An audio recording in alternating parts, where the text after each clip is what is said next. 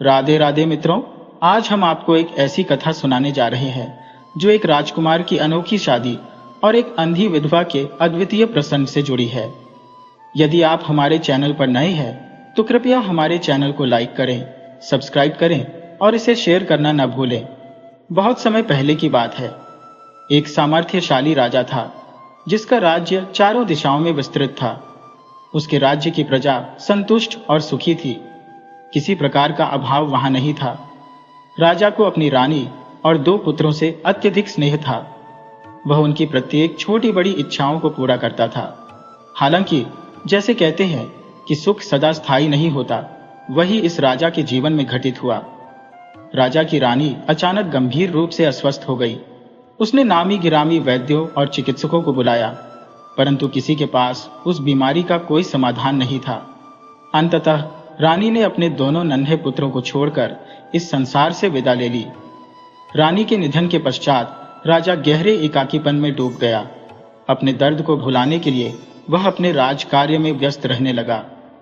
रिश्तेदारों और मंत्रियों ने उसे दूसरी शादी करने का परामर्श दिया, परंतु राजा ने इसे सिरे से अस्वीकार कर दिया। उन्होंने कहा, अगर मैंने दूसरी शादी की तो यह नहीं कहा जा सकता कि नई मां मेरे बच्चों के साथ कैसा व्यवहार करेगी। इसीलिए उसने दूसरी शादी का विचार त्याग दिया और अपने दोनों पुत्रों की परवरिश और राजकाज संभालने में स्वयं को लगा दिया। धीरे धीरे समय बीता और दोनों राजकुमार किशोरावस्था पार कर युवावस्था में प्रवेश कर गए। अब वे विवाह योग्य हो चुके थे। कहते हैं कि कठिन समय कभी चेतावनी देकर नहीं आता, और यही इस राजा के साथ भी हुआ। एक दिन राजा ने अपने दोनों पुत्रों को अपने पास बुलाया। सबसे पहले उसने अपने बड़े पुत्र से पूछा, बेटा, यह बताओ कि तुम किसके भाग्य पर आश्रित होकर जीवन का सुख भोग रहे हो। बड़ा पुत्र विनम्रता पूर्वक बोला, पिताजी, मैं आपके भाग्य की छाया में जीवन का सुख अनुभव करता हूं। आपके ही सौभाग्य से मुझे ऐश्वर्य और आराम मिला है। जो राजा था वह अपने बड़े पुत्र के उत्तर से अत्यधिक प्रसन्न हुआ। उसे गर्व महसूस हुआ कि उसका पुत्र उसकी बहुत इज्जत करता है और उससे गहरा प्रेम करता है। फिर उसने अपने छोटे पुत्र को बुलाया और वही प्रश्न किया, बेटा, बताओ कि तुम किसके भाग्य का खाकर ऐशो आराम भोगते हो। छोटे पुत्र ने निर्भीकता से उत्तर दिया, पिताजी, भगवान झूठ न बुलवाए, मैं अपने ही भाग्य का खाता हूं। आपके भाग्य का तो मैं कुछ नहीं लेता और न ही उसके कारण आराम करता हूं। राजा को यह सुनकर क्रोध आ गया।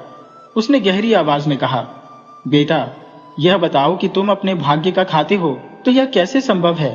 तुम्हारी मां बचपन में हमें छोड़कर चली गई। तुम्हारा पालन पोषण मैंने ही किया है। तुम्हारे पास जो भी है वह मेरे कारण है। पुत्र ने शांत स्वर में कहा, पिताजी, जो मेरे भाग्य में लिखा है वही मुझे प्राप्त होगा। बचपन से अब तक जो भी हुआ वह मेरे भाग्य का ही हिस्सा था। राजा को यह उत्तर सुनकर और अधिक क्रोध आया। उसने कहा, तो अब मैं देखता हूं कि तेरा भाग्य तुझे कहां तक ले जाता है। मैं तुझसे विवाह कराऊंगा और वही देखूंगा कि तेरे भाग्य का सच क्या है।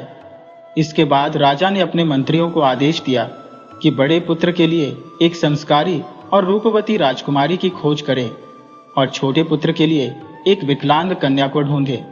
मंत्रियों ने राजा की आज्ञा का पालन किया।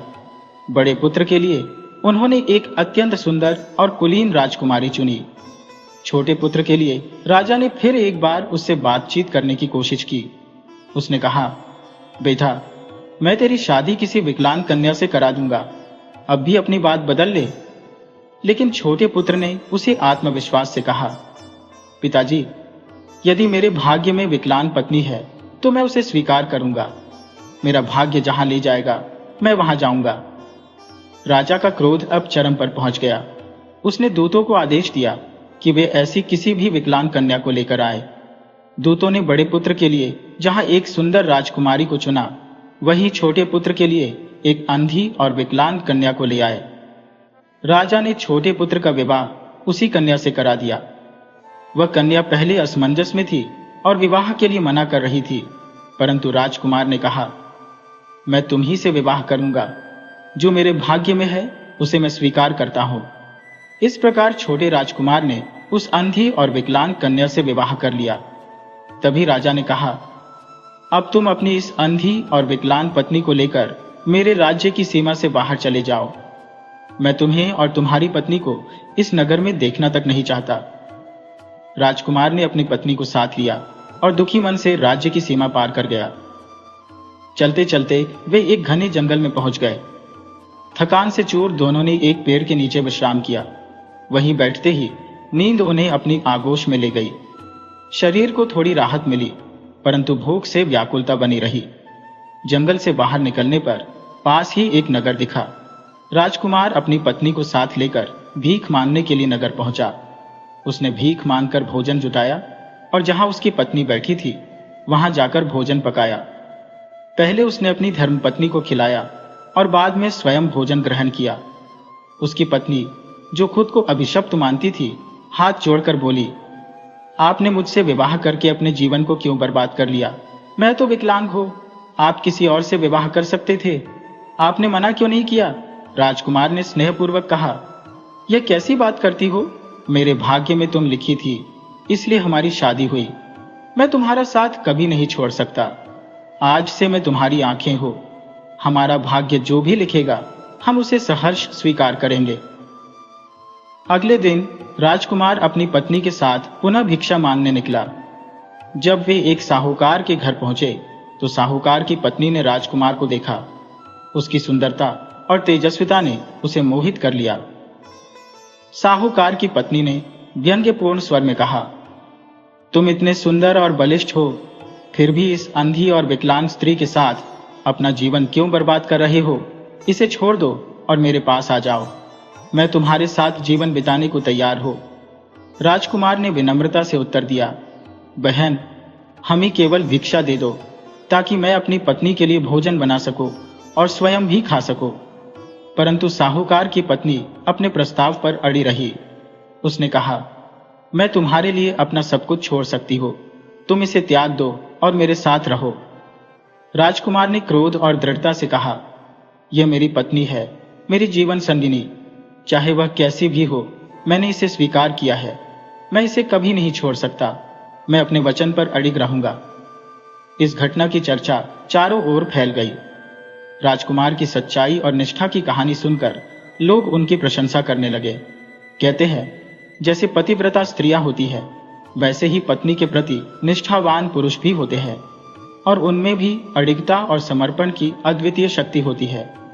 जब यह समाचार प्रभु तक पहुंचा, तभी आकाशवाणी हुई जिसमें कहा गया, हे राजकुमार, तू धन्य है।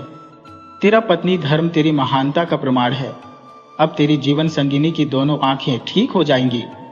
आकाशवाणी ने यह भी उद्घोष किया कि वह स्त्री जो आज तेरी संगिनी है, वास्तव में एक राजकुमारी है।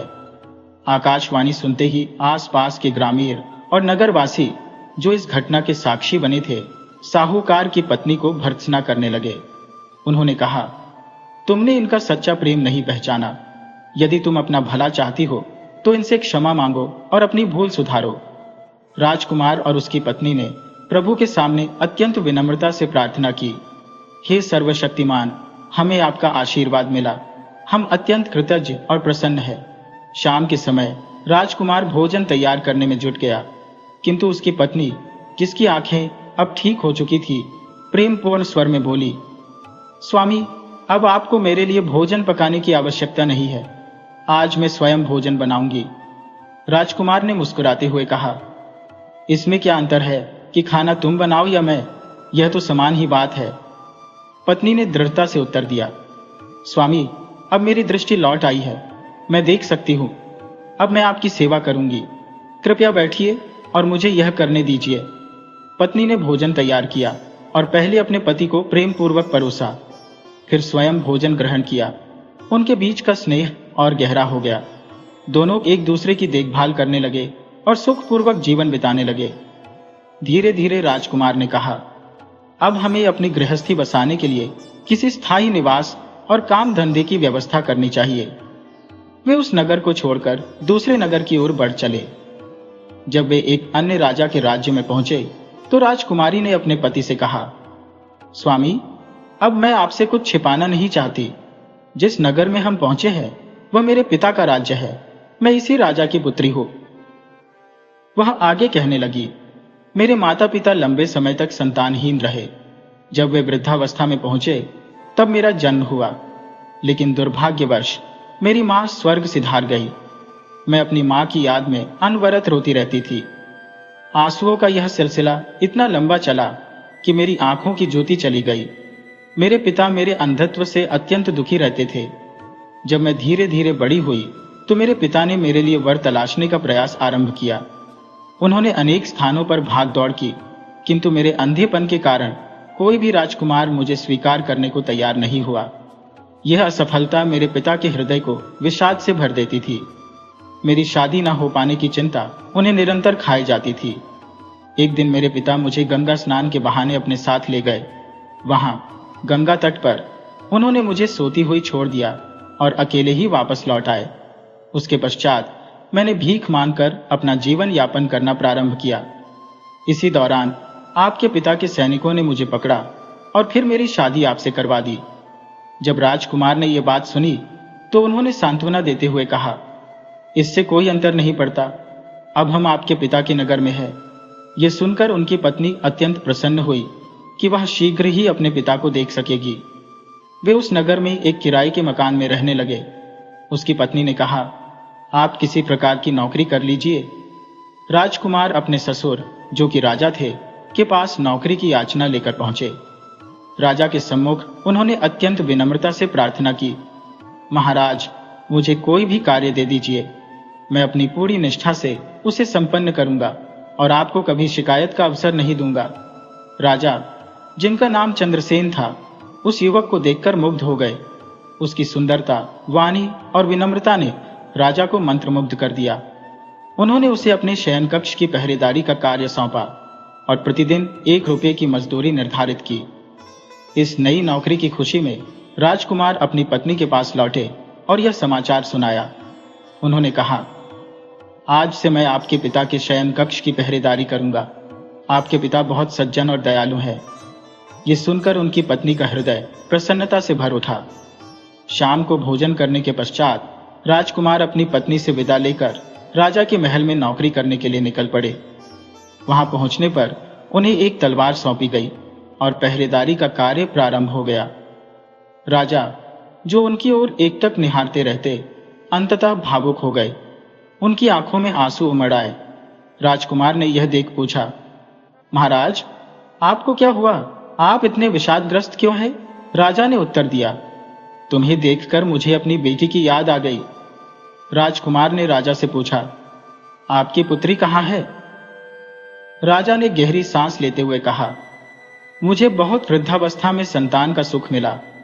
हम दोनों, महारानी और मैं, अत्यंत प्रसन्न थे, किंतु हमारी प्रसन्नता अधिक दिनों तक टिक न सकी। महारानी हमें छोड़कर स्वर्ग सिधार गई। मेरी बेटी अपनी मां को याद कर दिन रात रोती रही। उसके निरंतर आंसुओं ने उसकी आंखों की ज्योति छीन ली। हमने अनेक वैद्य और उपचार आजमाए, किंतु कुछ भी लाभकारी सिद्ध न हुआ। धीरे धीरे जब राजकुमारी युवावस्था में प्रवेश कर गई तो मैंने उसके लिए योग्य वर की खोज आरंभ की, परंतु कोई भी राजकुमार उसके साथ विवाह करने को तत्पर नहीं था। यह अस्वीकार्यता मेरे मन को गहन पीड़ा से भर देती थी। एक दिन गंगा स्नान के बहाने मैं उसे अपने साथ ले गया और वहीं गंगा के पवित्र तट पर उसे अकेला छोड़ आया। अब वह जीवित है या नहीं, यह सोच सोच कर मेरा हृदय टूट जाता है। ये कहते कहते राजा का गला भर आया और वह रोदन करने लगा। तभी राजकुमार ने उनके मुख पर हाथ रखते हुए कहा, राजा साहब, अपनी बेटी को याद कर आप स्वयं को इस तरह कष्ट न दें। यह एक बहुत ही दुखद कथा है। जब राजकुमार अपने निवास लौटता है तो वह राजकुमारी को यह सब सुनाता है कि उसका पिता उसे याद करके कितना व्यथित होता है। यह सुनकर राजकुमारी अपने पिता से मिलने की हट करने लगती है, किंतु राजकुमार उसे शांत करते हुए समझाता है, अभी समय उचित नहीं है, जैसे ही सही समय आएगा मैं तुम्हें तुम्हारे पिता से अवश्य मिलवाऊंगा। उधर राजकुमार प्रतिदिन राजा के दुख भरे प्रसंग सुनता और उन्हें सांत्वना देता। राजा धीरे धीरे राजकुमार के प्रति अपने हृदय की हर बात शेयर करने लगा। जब राजकुमार सुबह अपनी पत्नी के पास लौटता तो वह राजा की पीड़ा का वर्णन उसे करता। यह सुनकर राजकुमारी अत्यधिक भावुक हो जाती और पुनः मिलने की जिद करती, किंतु राजकुमार उसे संयम रखने को कहता और वचन देता कि सही समय पर वह उसे राजा के पास ले जाएगा। कुछ समय पश्चात पड़ोसी राज्य के राजकुमार ने उस राज्य पर आक्रमण कर दिया जहां राजकुमारी का पिता राजा था। आक्रमणकारी ने राज्य पर अधिकार कर लिया और राजा के पुत्र को बंदी बना लिया। राजा स्वयं वेश बदलकर अपनी जान बचाते हुए वहां से भाग निकला और भीख मांगकर अपना जीवनयापन करने लगा। इस बीच राजकुमार अपनी पत्नी के साथ किराए के मकान में निवास कर रहा था। उनके जीवन में आनंद तब और बढ़ गया जब उन्हें पुत्र रत्न की प्राप्ति हुई। दोनों अपने बच्चे के साथ संतोषपूर्वक जीवन व्यतीत कर रहे थे। एक रात जब राजकुमार चंद्रसेन राजा के शयन कक्ष का पहरा दे रहा था तो उसने कहीं दूर से किसी के विलाप की ध्वनि सुनी। इस आहट से महाराज जाग गए और उन्होंने अपने पहरेदार से कहा, जाओ और देखो कि आधी रात को कौन रो रहा है और क्यों। राजकुमार तुरंत अपनी तलवार लेकर उस दिशा में बढ़ा जहां से वह ध्वनि आ रही थी। राजा भी उसकी गतिविधियों को गुप्त रूप से देखने के लिए उसके पीछे पीछे चल दिए। कुछ दूरी पर पहुंचने पर उन्होंने देखा कि एक वृद्धा अत्यधिक करुणा से रो रही थी। राजकुमार उस बुढ़िया के पास पहुंचकर गहरी जिज्ञासा से पूछता है, माई, आधी रात में आप क्यों बिलख रही हैं? आपकी सिसकियों की गूंज जैसे तलवार की धार को चीरती हुई प्रतीत होती है। ये दुख किस कारण उपजा है? बुढ़िया ने थकी हुई आवाज में उत्तर दिया, बेटा, मैं क्या कहूं, मेरी पीड़ा का समाधान तुम्हारे पास संभव नहीं है। इस पर राजकुमार ने विनम्रता से कहा, माई, मैं राजा के पलंग का रक्षक हूं। राजा ने मुझे यह जानने का आदेश दिया है कि इस रात की नीरवता को भंग करने वाली यह रुदन की ध्वनि कौन उत्पन्न कर रहा है? कृपया मुझे बताइए। बुढ़िया ने गहरी सांस लेते हुए कहा, हमारा राजा अत्यंत दयालु है। वह अपनी प्रजा का सदैव भला करता है, दुख सुख में उसका ध्यान रखता है और किसी को पीड़ा नहीं पहुंचाता। लेकिन आज रात देवी ने मेरे स्वप्न में आकर कहा कि 2 दिन बाद यह राजा मृत्यु को प्राप्त होगा। यही सुनकर मेरा हृदय फट पड़ा और आंसू रुकने का नाम नहीं ले रहे। ये सुनते ही राजकुमार ने बुढ़िया से पूछा, क्या देवी ने राजा को बचाने का कोई उपाय नहीं बताया? बुढ़िया ने ठंडी आवाज में कहा, देवी ने कहा है कि यदि कोई अपने पहले पुत्र को उनके भेंट स्वरूप चढ़ा दे तो राजा की आयु बच सकती है। लेकिन यह बलिदान देने की हिम्मत कौन करेगा? राजकुमार ने दृढ़ता से कहा, माई, मुझे बताइए कि मैं क्या कर सकता हूं। यह सब सुनकर राजा चंद्रसेन, जो छिपकर राजकुमार का पीछा कर रहा था, आश्चर्यचकित हो गया। वह देख रहा था कि राजकुमार बिना किसी झिझक के उस बुढ़िया से यह वचन लेकर लौटा कि वह राजा को मरने नहीं देगा। राजकुमार अपने घर पहुंचते ही अपनी पत्नी को सारी बात विस्तार से बताता है। पत्नी, जो राजा के प्रति गहरा सम्मान रखती थी, चिंता में डूब जाती है। उसने पूछा, आप इतनी जल्दी क्यों लौट आए? राजकुमार ने उत्तर दिया, आज रात एक बुढ़िया से भेंट हुई। उसने बताया कि हमारे राजा की 2 दिन बाद मृत्यु होने वाली है। राजा को बचाने का एकमात्र उपाय यह है कि देवी को किसी के पहले पुत्र की बलि दी जाए। ये सुनकर पत्नी का चेहरा भावनाओं से भर उठा। वह कहती है, हमारे पिता समान राजा का जीवन अमूल्य है। यदि हमारा पुत्र बलिदान दे सकता है तो यह कोई बड़ी बात नहीं।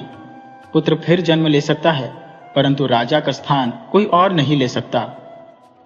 दोनों पति पत्नी ने यह कठोर निर्णय लिया और अपने पुत्र को देवी मां को समर्पित करने के लिए मंदिर की ओर चल पड़े। अब तक राजा चंद्रसेन छुपकर सब कुछ देख रहा था। वह अपनी बेटी को जीवित और सुरक्षित देखकर गहरे आनंद में था, परंतु साथ ही उसकी आत्मा भीतर से दुख और अपराध बोध से भर गई। यह द्वंद्व उसके भीतर चल रहा था, जिसे सिवाय उसके और कोई नहीं समझ सकता था। उधर पहरेदार बने राजकुमार और उसकी पत्नी अपने पुत्र को लेकर मंदिर पहुंच गए। राजा भी उनके पीछे पीछे चुपचाप चल पड़ा। मंदिर में पहुंचकर राजकुमार ने अपने पुत्र को हृदय से लगाकर ढेर सारा स्नेह दिया। उसकी पत्नी ने भी अपने पुत्र को अंतिम बार गले से लगाया और अपने पति से कहा, अब हमारे पुत्र का बलिदान दो। राजकुमार ने कांपते हाथों से तलवार उठाई और एक झटके में अपने पुत्र का सिर धड़ से अलग कर दिया। किंतु माता रानी अभी तक प्रसन्न नहीं हुई और उनका खप्पर अब भी रिक्त था। यह देखकर राजकुमार ने क्षण भर भी विलंब नहीं किया और अपनी तलवार से स्वयं की गर्दन भी काट डाली। यह दृश्य देखकर उसकी पत्नी स्तब्ध रह गई। उसका हृदय भारी शोक और असहनीय पीड़ा से भर गया। वह सोचने लगी, पति और पुत्र के बिना जीवन का क्या अर्थ है। यह सोचकर उसने भी अपने प्राण त्याग दिए। राजा चंद्रसेन यह सब देखकर भीतर से टूट चुका था। उसकी आंखों में आंसू थे और उसने सोचा, जब मेरी बेटी, दामाद और नाती ही नहीं रहे तो मेरा जीवित रहना व्यर्थ है। उसने अपनी कटार उठाई और जैसे ही अपनी गर्दन काटने को उद्यत हुआ, तभी आकाशवाणी हुई। ठहरो राजा। राजा ठिठक गया और बोला, अब मेरा जीवन व्यर्थ है, मुझे जीकर क्या करना है। उसी क्षण देवी मां प्रकट हुई। उन्होंने कहा, धन्य है तुम्हारी बेटी और उसका पति। उन्होंने तुम्हारे प्राणों की रक्षा के लिए अपने पुत्र का बलिदान देकर महानता का परिचय दिया है। अब तुम चिंता मत करो। देवी मां ने अमृत छिड़क कर तीनों को पुनर्जीवित कर दिया। राजा ने अपनी बेटी, दामाद और नाती को हृदय से लगाया और उन्हें अपने महल में ले जाकर भव्य स्वागत किया। अगले दिन राजा चंद्रसेन ने घोषणा करवाई कि वह अपने दामाद का राज तिलक करेगा। पूरी प्रजा इकट्ठी हो गई। राज तिलक के पश्चात राजकुमार को राजगद्दी सौंपी गई। दान संस्कार की व्यवस्था की गई। दान के समय गरीबों की लंबी पंक्ति लगाई गई थी। राजकुमार को राजसी वस्त्र पहनाए गए। जब दान प्रारंभ हुआ तो एक भिखारी आगे बढ़ा। राजकुमार ने उसे पहचान लिया। वह वही भिखारी था जिसने कभी उसे घर से निकाल दिया था। राजकुमार ने सैनिकों को आदेश दिया कि उसे सम्मान पूर्वक बैठाया जाए। यह दृश्य भाग्य की विचित्र विडंबना थी। वह व्यक्ति उसका पिता था। इसी वजह से उसने उस भिखारी को सम्मान पूर्वक स्थान दिया। राजा चंद्रसेन यह सब देख रहे थे और मन ही मन विचार करने लगे कि शायद इस भिखारी में कोई विलक्षण गुण होगा, तभी मेरा दामाद उसे इतने आदर और प्रेम से आसन प्रदान कर रहा है।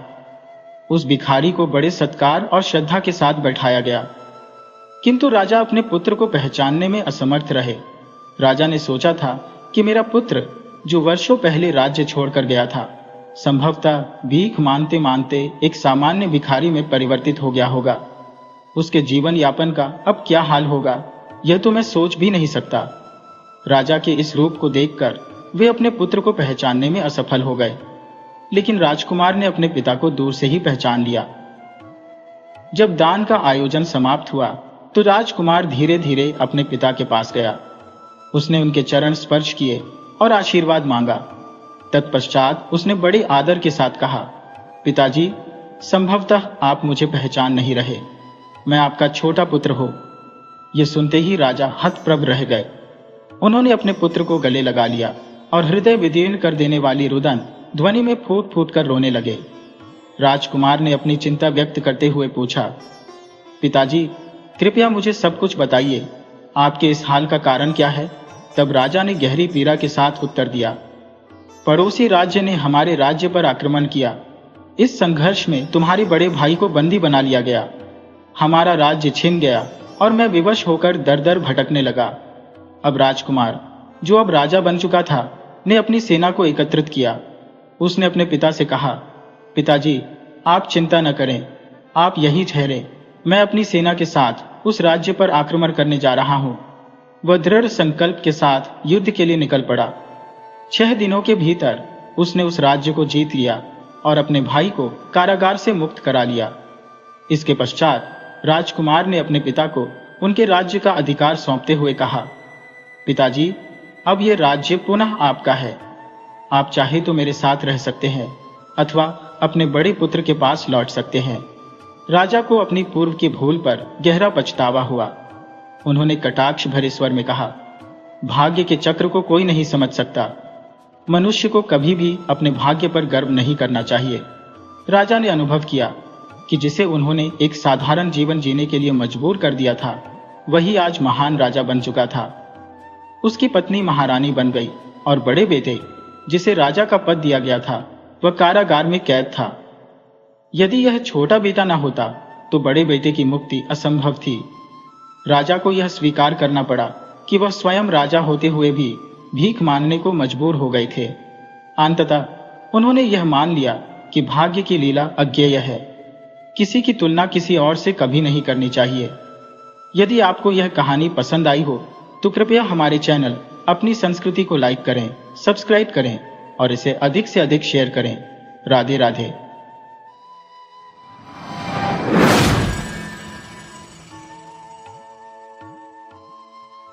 राधे राधे दोस्तों, आज हम आपको सुनाएंगे एक राजकुमारी के छल प्रपंच की दास्तां, कैसे उसने अपने ही पति का अंत कर दिया।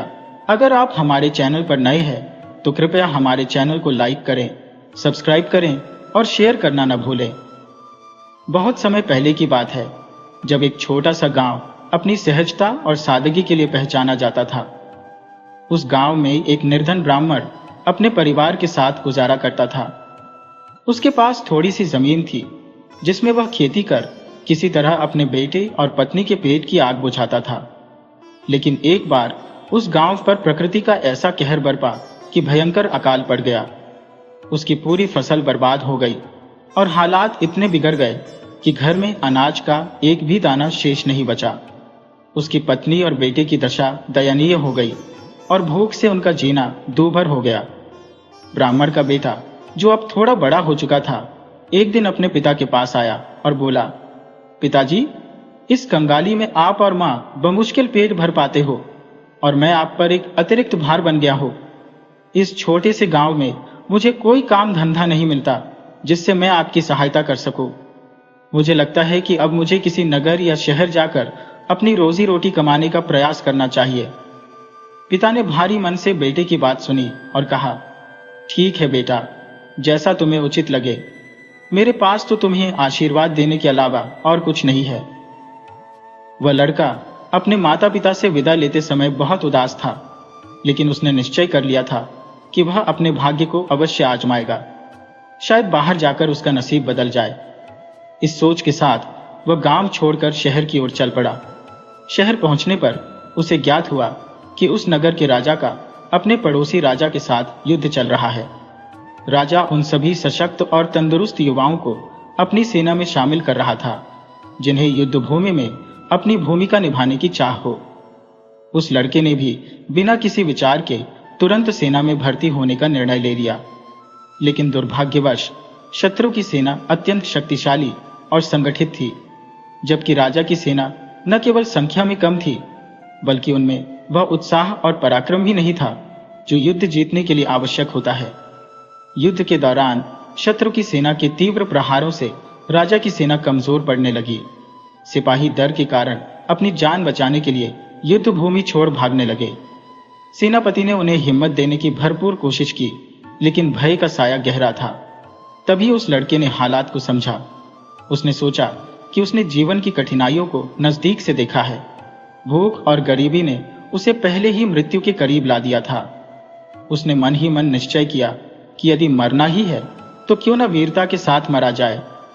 उसने कहा, या तो हम जीत जाएंगे या युद्ध भूमि में वीर गति को प्राप्त करेंगे। भूख से तड़प तड़प कर मरने से कहीं बेहतर यही होगा। कम से कम मेरा नाम तो अमर रहेगा। यह सोचकर उसने भागते हुए सैनिकों को रोका और उन्हें वापस लौटकर शत्रु का सामना करने के लिए प्रेरित किया। उसकी जोशीली बातों ने सैनिकों में अदम्य साहस भर दिया।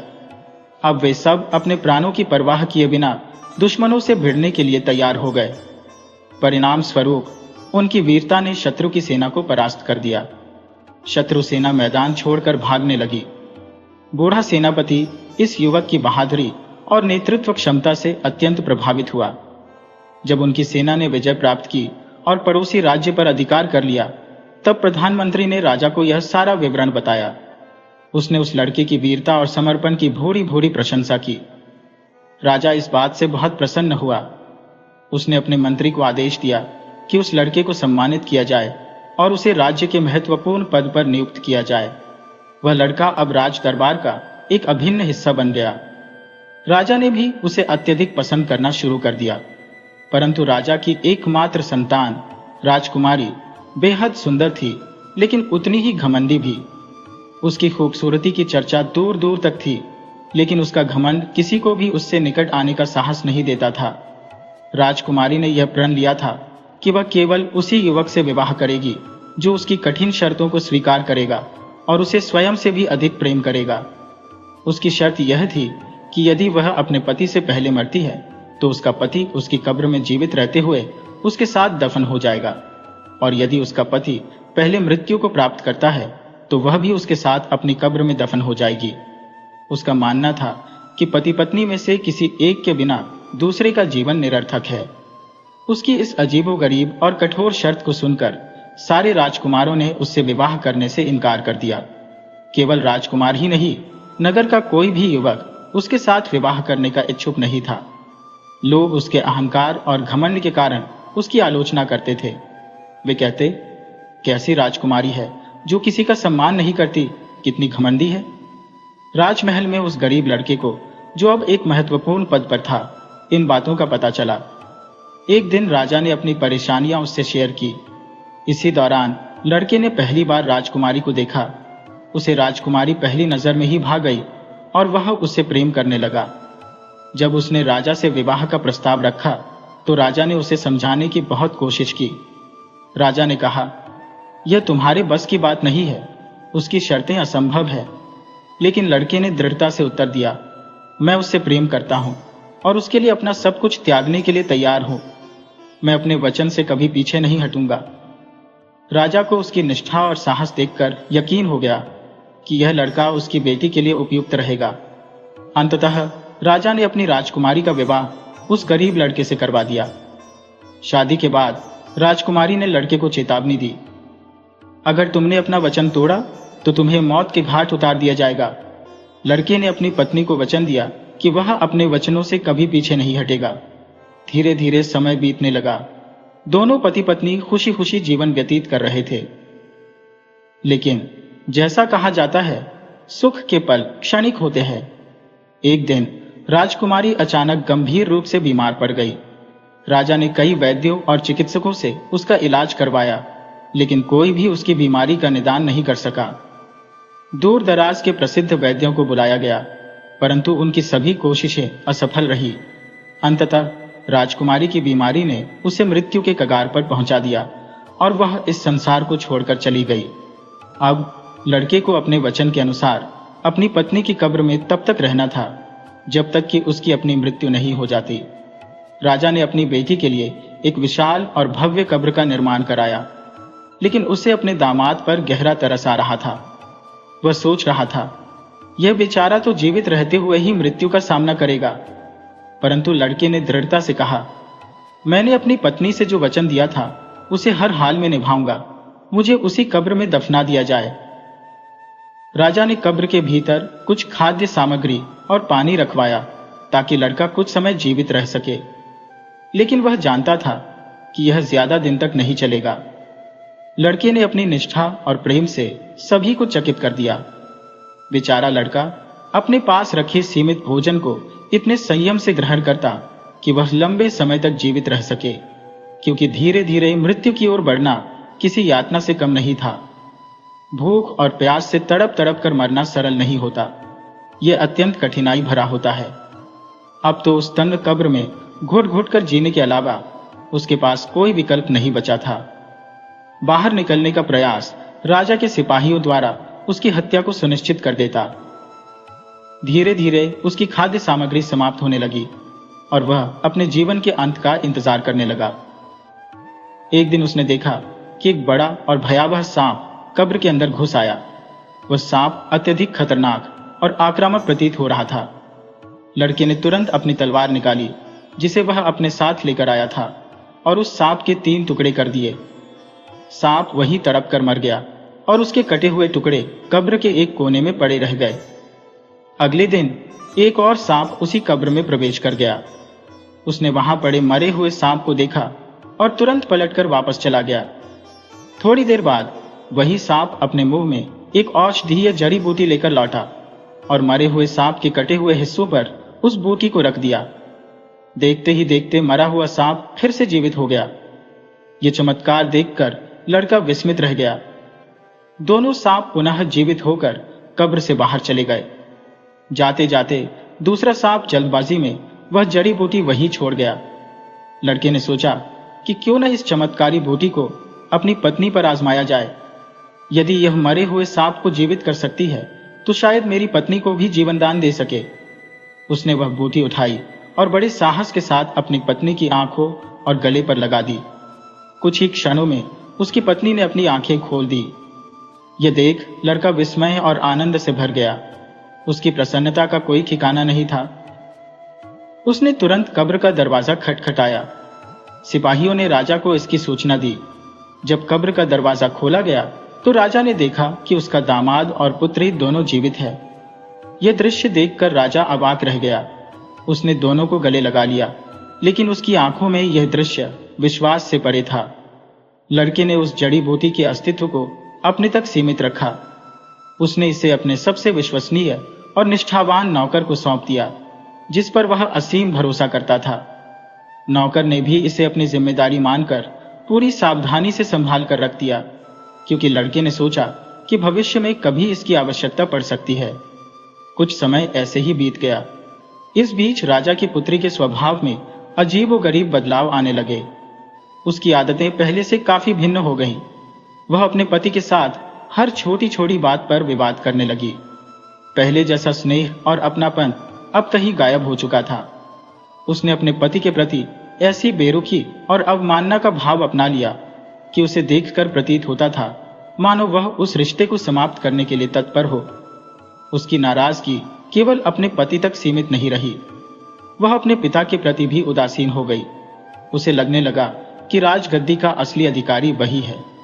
हालांकि अपने पिता के समक्ष खुलकर कुछ कहने का साहस नहीं कर पाती थी, परंतु मन ही मन वह अपने पति से घृणा करने लगी थी। एक दिन उसने अपने पिता से कहा, पिताजी, मैं कुछ समय के लिए किसी दूसरे देश की यात्रा करना चाहती हूँ। मेरी जिंदगी में जो घटनाएं घटी हैं, उनसे बाहर निकलने के लिए मुझे थोड़ा बदलाव चाहिए। शायद वहां की ताजी हवा और वातावरण मेरे मन को शांति दे सके। राजा ने सोचा कि यह यात्रा उसके दामाद और बेटी दोनों के लिए फायदेमंद होगी। उन्होंने तुरंत अपने जहाज को यात्रा के लिए तैयार करवाया और उसमें हर प्रकार की सुविधा उपलब्ध करवाई। कुछ ही दिनों में दोनों यात्रा पर निकल पड़े। यात्रा के दौरान राजकुमारी की नजर जहाज के कप्तान पर पड़ी। कप्तान का व्यक्तित्व उसे अपने पति से कहीं अधिक आकर्षक और मनमोहक प्रतीत हुआ। वह उसे एकटक निहारने लगी और मन ही मन यह योजना बनाने लगी कि अपने पति से छुटकारा कैसे पाया जाए, ताकि वह इस कप्तान के साथ अपना जीवन बिता सके। जब राजकुमारी और कप्तान की नजरें मिली तो दोनों के बीच एक अजीब सा आकर्षण पैदा हो गया। राजकुमारी ने साहस जुटाकर कप्तान से कहा, यदि तुम मुझसे विवाह करना चाहते हो तो तुम्हें मेरी सहायता करनी होगी, अन्यथा मैं तुम्हें अपनी शक्तियों का उपयोग करके समाप्त कर दूंगी। राजकुमारी ने अपनी राजनीति और अधिकार का उपयोग करते हुए कप्तान को भयभीत करने का प्रयास किया। उसकी मंशा स्पष्ट थी, अपनी इच्छाओं की पूर्ति के लिए किसी भी सीमा तक जाना। कैप्टन ने सोचा कि राजकुमारी अपार सुंदरता की प्रतिमूर्ति है और योग्य है मेरी पत्नी बनने के। उसने राजकुमारी को यह विश्वास दिलाया कि वह उसके कृत्य में पूर्ण समर्थन देगा। राजकुमारी ने अपनी योजना शेयर की कि उसका पति जो उसके साथ है उसे समाप्त करने के लिए कैप्टन को सहयोग करना होगा। कैप्टन और राजकुमारी ने षड्यंत्र रचकर उस सोए हुए पति को समुद्र के किनारे स्थित घर से गहरे पानी में धकेल दिया। उनका मानना था कि उसकी मृत्यु निश्चित है, जिससे राजकुमारी स्वतंत्र हो जाएगी और कैप्टन के साथ अपना जीवन सुखपूर्वक व्यतीत करेगी। कैप्टन को भी इस योजना में अपना व्यक्तिगत लाभ दिखाई दिया, इसलिए उसने राजकुमारी का पूरा साथ दिया।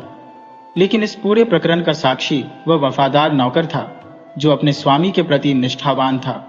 उसने तुरंत अपनी सूझबूझ का परिचय दिया। जहाज पर आपातकालीन स्थिति के लिए रखी गई छोटी नाव को लेकर वह समुद्र की लहरों के बीच पहुंचा। उसने अपनी स्वामी भक्ति का परिचय देते हुए उस दुर्लभ जड़ी बूटी को जो उसने सुरक्षित रखी थी अपने स्वामी के माथे पर लगाया। इससे राजकुमार की मृतप्राय अवस्था समाप्त हो गई और वह पूर्णतः स्वस्थ हो गया। राजकुमार को जब अपनी पत्नी की विश्वासघात की योजना का भान हुआ तो उसके हृदय में गहरा संताप उत्पन्न हुआ।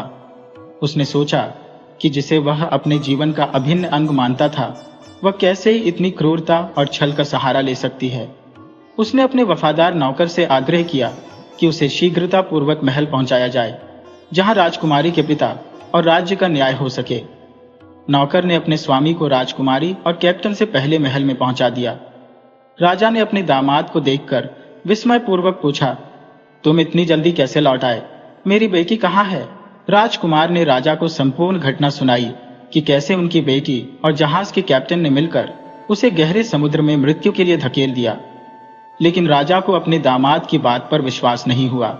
उन्होंने कहा, मेरी बेटी इतना घृणित कार्य कभी नहीं कर सकती। वह तुमसे प्रेम करती है और तुम्हारे बलिदानों का सम्मान करती है। राजा के इन शब्दों ने राजकुमार को और अधिक हताश कर दिया, लेकिन उसने निश्चय किया कि सच्चाई उजागर करके वह अपने अपमान का प्रतिशोध लेगा। मैं अपनी बेटी पर दोषारोपण नहीं कर सकता, मैंने कहा।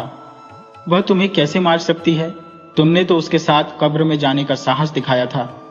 तुमने उसे मृत्यु के मुंह से खींचकर जीवन दान दिया।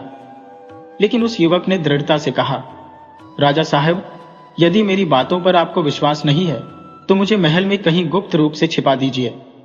ये बात किसी को भी ज्ञात नहीं होनी चाहिए।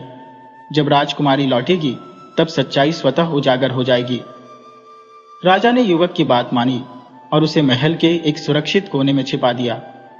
अगले दिन राजकुमारी का जहाज भी वापस आ गया। जब वह अपने पिता के समक्ष पहुंची तो वह नकली आंसुओं से रोने लगी। राजा ने पूछा, तुम अकेली क्यों लौटी हो? तुम्हारा पति कहाँ है? राजकुमारी दुख का नाटक करते हुए जोर जोर से रोने लगी और बोली, पिताजी, मैं क्या बताऊं, रास्ते में मेरे पति की तबीयत अत्यंत बिगड़ गई। समुद्र के मध्य में हम उनका उपचार कहां से कराते? हम उन्हें बचा नहीं सके। अब वे इस संसार में नहीं रहे। यदि आपको मेरी बात का विश्वास नहीं है तो आप जहाज के कैप्टन से पूछ सकते हैं।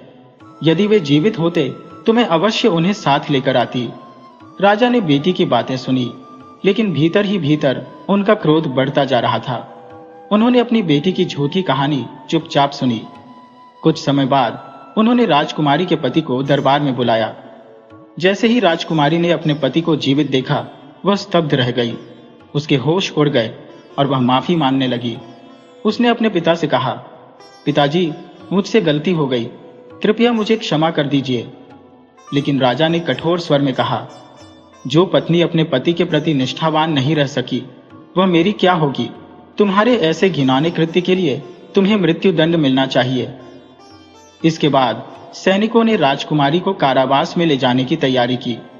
उसे उसके कर्मों का दंड भुगतने के लिए ले जाया गया। तभी वह युवक सामने आया और विनम्रता से कहने लगा, राजा साहब, कृपया मेरी पत्नी को क्षमा कर दीजिए। इसने अपने सच्चे पति के साथ छल किया है, लेकिन मैं इसे अभी भी अपने दिल से चाहता हूं। राजा ने क्रोध में भरकर उत्तर दिया, मैं इसे क्षमा नहीं कर सकता। ये अपना प्रेमी निष्ठावान पति होते हुए भी उसे धोखा दे सकती है, तो इसे दंड अवश्य मिलना चाहिए।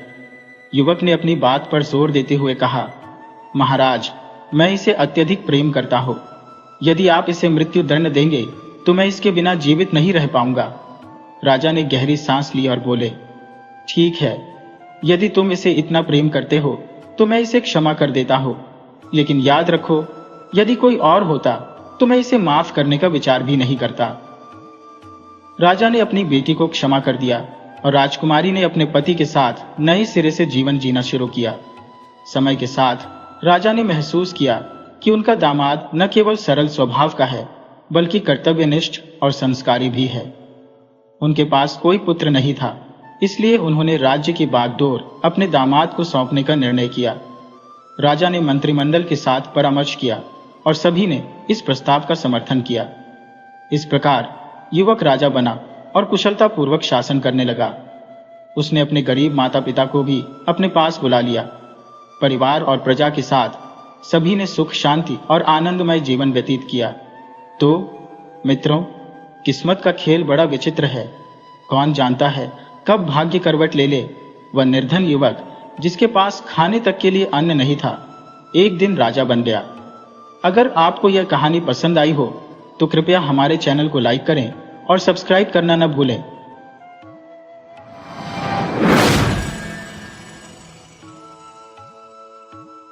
राधे राधे मित्रों, आज हम आपको एक अनोखी कहानी सुनाने जा रहे हैं, जिसमें एक सौदागर और कुछ चालाक ठगों का वर्णन है।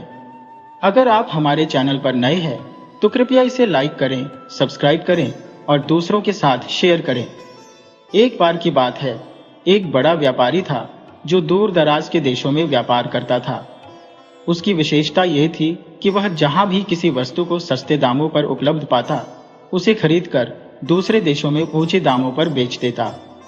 इस तरीके से उसने काफी मुनाफा कमाया और उसका व्यापार खूब फल फूल रहा था। एक दिन उसे खबर मिली कि तेहरान में चंदन की लकड़ी बहुत ऊंचे दामों पर बिकती है। इस समाचार ने उसके मन में लालच भर दिया। उसने अपनी सारी संपत्ति बेचकर चंदन खरीद लिया और तेहरान की ओर रवाना हो गया। जैसे ही वह तेहरान के पास पहुंचा, वहां के एक स्थानीय चंदन व्यापारी को इस बात का पता चला। वह बहुत चिंतित हो गया। उसने सोचा कि यदि यह बाहरी व्यापारी यहां आकर व्यापार करेगा तो उसकी बिक्री बुरी तरह प्रभावित हो जाएगी। इसलिए उसने एक चालाक योजना बनाई ताकि यह सौदागर शहर में दाखिल होने से पहले ही भ्रमित होकर फंस जाए।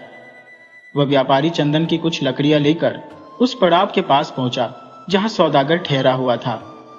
जब रात हुई तो उसने चंदन की लकड़ियों को जलाकर आग जलाई और उस पर भोजन पकाने लगा। चंदन की जलती हुई लकड़ियों की सुगंध जब उस सौदागर के पास पहुंची तो वह चकित रह गया। उसने देखा कि तेहरान का व्यापारी चंदन की लकड़ियों को ईंधन के रूप में इस्तेमाल कर रहा है। यह दृश्य देखकर वह स्तब्ध रह गया और सोचने लगा, मैंने तो सुना था कि तेहरान में चंदन बहुत महंगा बिकता है, लेकिन यहां तो इसे जला दिया जा रहा है। मैंने अपनी सारी जमा पूंजी इस व्यापार में लगा दी है। अगर यह सफल नहीं हुआ तो मैं पूरी तरह बर्बाद हो जाऊंगा।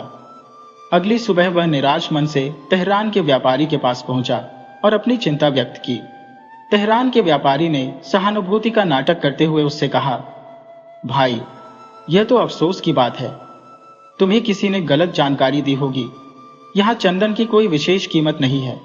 यह तो आम ईंधन की तरह इस्तेमाल होता है। सौदागर को समझ नहीं आया कि यह क्या हुआ। वह अपनी गलती पर पछताने लगा और भारी नुकसान के डर से घबरा गया। राधे राधे मित्रों, सुनिए एक सौदागर की अद्भुत कहानी जो चालाकी और दुष्टता की जाल में फंस गया। जब सौदागर ने देखा कि तेहरान का व्यापारी उसे चंदन बेचने के लिए तैयार है, उसने सोचा कि यह उसका आखिरी सहारा है। तेहरान के व्यापारी ने बड़े ही दयालु स्वर में कहा, भाई, तुम्हारी हालत देखकर मुझे बहुत दुख हो रहा है। तुम मेरे मेहमान हो और तुम्हारी सहायता करना मेरा कर्तव्य है। मैं तुम्हारा सारा चंदन खरीद लेता हूँ। मैं तुम्हें इसके बदले बराबर वजन में जो तुम चाहो तुम्हें दे दूंगा, लेकिन एक शर्त है। यह सौदा हमारे बीच एक लिखित समझौते के तहत होना चाहिए ताकि कोई भी अपने वचन से मुकर न सके। बेचारा सौदागर, जो पहले ही ठगा हुआ महसूस कर रहा था, इस प्रस्ताव को अपनी किस्मत का फैसला मान बैठा। उसने उस व्यापारी की बात मान ली और दोनों ने एक प्रतिज्ञा पत्र तैयार किया। गवाहों ने उस पर अपने दस्तखत किए। तेहरान में सराय में ठहरने के बाद सौदागर ने सराय के मालिक से बातचीत की। सराय का मालिक एक प्रतिष्ठित व्यक्ति था, जिसने सौदागर को बताया कि तेहरान में चंदन का मूल्य हीरे से भी अधिक है। यह सुनकर सौदागर का कलेजा धक से रह गया। उसने महसूस किया कि तेहरान के व्यापारी ने उसे ठगने के लिए एक गहरी साजिश रची है। मन भारी था, लेकिन वह कुछ कर नहीं सकता था। अगले दिन अपने दुख को भुलाने के लिए वह नगर की गलियों में घूमने निकल पड़ा। उसने देखा कि कुछ लोग शतरंज खेल रहे थे। उसने उनसे खेलने की इच्छा जताई। वे बोले, अगर तुम हमारे साथ खेलना चाहते हो तो शर्त माननी होगी। जो हारेगा उसे जीतने वाले की आज्ञा का पालन करना होगा। सौदागर, जो पहले ही हताशा और दुख में था, इस शर्त पर राजी हो गया। दुर्भाग्य से खेल में सौदागर हार गया। जीतने वाले ने उसे आदेश दिया, तुम्हें समुद्र का सारा पानी पीना होगा। ये सुनकर सौदागर क्रोध में भर गया। उसने कहा, यह असंभव है। ऐसी आज्ञा कैसे पूरी की जा सकती है। उनकी बहस ने राहगीरों का ध्यान खींचा और जल्द ही एक भीड़ इकट्ठा हो गई। भीड़ में से एक काना व्यक्ति आगे बढ़ा और चिल्लाया, यह आदमी बड़ा ठग है। इसने मेरी एक आंख चुरा ली है। मेरी आंख ठीक ऐसी ही थी जैसी इसकी है। फिर दूसरा व्यक्ति हाथ में पत्थर लिए हुए बोला, भाइयों, मेरे पास इस पत्थर से बना एक अनोखा पजामा था। यह आदमी उसे चुरा ले गया। कृपया मेरा पजामा मुझे वापस दिलवा दो। सौदागर यह सब सुनकर स्तब्ध रह गया। उसे समझ नहीं आया कि यह सब क्या हो रहा है। वह ठगा हुआ, दुखी और परेशान होकर खड़ा रह गया। सौदागर अब उन ठगों के जाल में बुरी तरह फंस चुका था। लोग उससे पत्थर का पजामा और काने की आंख मांगने लगे। बेचारा सौदागर, जिसे यह सब समझ में ही नहीं आ रहा था, केवल उन्हें स्तब्ध होकर देखता रह गया और अपने दुर्भाग्य को कोसता रहा। वह सोचने लगा कि क्यों उसने इन लोगों के चंगुल में फंसने का रास्ता चुना। इतने में वह भटियारा, जिसकी सराय में सौदागर ठहरा हुआ था, वहां आ पहुंचा। उसने सौदागर की हालत देखी और सारा हाल सुनने के बाद उन लोगों से कहा, यह सौदागर अब मेरी जमानत पर है। जिस दिन तुम अदालत में इसे पेश करने को कहोगे, मैं इसे हाजिर कर दूंगा। भटियारे की ईमानदारी और प्रतिष्ठा के कारण वहां के लोग उस पर विश्वास करते थे। उन्होंने भटियारे की बात मान ली और सौदागर को उसके साथ जाने दिया। भटियारा सौदागर को सराय ले गया। सौदागर की हालत देखकर भटियारे को बहुत तरस आया। सराय पहुंचने पर सौदागर ने रोते हुए अपना पूरा किस्सा भटियारे को सुनाया। यह सुनकर भटियारे ने कहा, भाई, यह शहर ठगों और बदमाशों से भरा पड़ा है। तुम उनके जाल में बुरी तरह फंस गए हो, परंतु घबराओ मत। मैं तुम्हें एक उपाय बताता हूं, उससे तुम्हारा बचाव जरूर हो जाएगा। भटियारे ने अपनी योजना बताते हुए कहा, इस शहर के सारे ठगों और बदमाशों का एक उस्ताद है जो आंखों से अंधा है। ये सब ठग हर शाम उसके पास जाकर अपनी करतूतें सुनाते हैं और उससे नई तरकीबें सीखते हैं। आज रात तुम ठग का भेष बनाकर उस अंधे उस्ताद के पास पहुंच जाना। जो लोग तुम्हें फंसाने के लिए जिम्मेदार है, वे भी वहां आएंगे और अपनी बात बताएंगे। तुम ध्यानपूर्वक उनकी बातें सुनना। मुझे पूरा विश्वास है कि तुम्हारे काम की कोई बात जरूर सामने आएगी। सौदागर ने भटियारे की बात मानी और ठग का वेश बनाकर ठगों के अड्डे पर पहुंच गया। वहां एक कोने में छिपकर बैठ गया और इंतजार करने लगा। थोड़ी देर में सभी ठग वहां आने लगे। सबसे पहले चंदन का व्यापारी वहां पहुंचा और अपनी कहानी सुनाने लगा। उसने अपनी चालाकी की खूब शेखी बघारी और कहा, उस्ताद, मेरी तरकीब सफल हो गई। लाखों का माल मेरे हाथ लग गया। अब तो हमारी किस्मत चमक गई। ये सुनकर अंधा उस्ताद जोर से हंसा और बोला, साहबजादे, तुम्हारी चालाकी का कमाल तो यह है कि खुद तुम सौदागर के पंजे में उल्टा फंस गए हो। जितना तुम खुश हो रहे हो, उतना ही पछताना पड़ेगा। चंदन का व्यापारी यह सुनकर सन्न रह गया। उसने घबराते हुए कहा, उस्ताद, भला वह मूर्ख सौदागर ऐसा क्या कर सकता है? उस्ताद ने हंसते हुए जवाब दिया, तुमने उससे जो इकरारनामा किया है, मान लो वह तुमसे कहे कि उसी वजह से अब मुझे पिस्सू लाकर दो, तो सोचो तुम पिस्सू कहां से लाओगे? यह सुनते ही चंदन का व्यापारी अवाक रह गया। वह सोचने लगा कि अब क्या किया जाए। उसने बड़बड़ाते हुए कहा, जो होगा देखा जाएगा। नियत तिथि पर भटियारा सौदागर को लेकर अदालत पहुंचा। वहां पर चारों ठग भी मौजूद थे। काजी ने सबसे पहले चंदन के व्यापारी का मामला पेश किया और सौदागर से पूछा, इस मामले में तुम्हारा क्या कहना है? सौदागर ने विनम्रता से कहा, मैं अपने वादे के अनुसार चंदन देने के लिए पूरी तरह तैयार हूं, परंतु इसके बदले में जो पिस्सू नामक जानवर है, उतने ही वजन में मुझे दिलवाया जाए जितना वजन मेरे चंदन का है।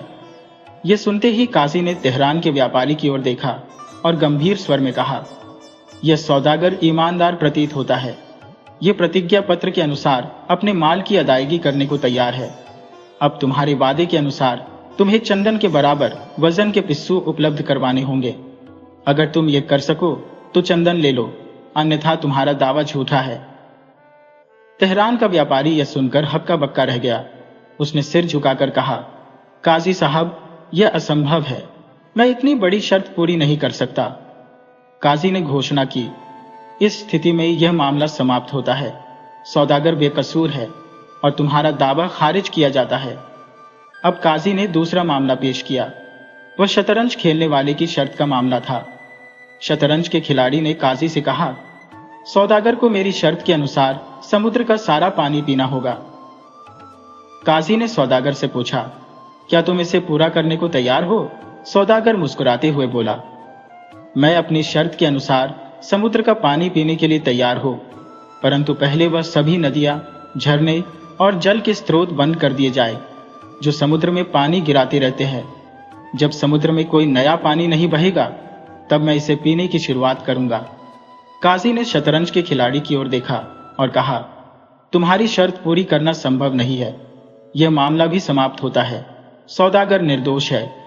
इसके बाद तीसरा मामला पेश किया गया, जो पत्थर के पजामे का था। ठग ने कहा, यह सौदागर मेरा पत्थर का पजामा चुरा कर ले गया। अगर यह पजामा वापस नहीं दे सकता तो इसकी कीमत के 1000 रुपये मुझे दिलवाए जाए।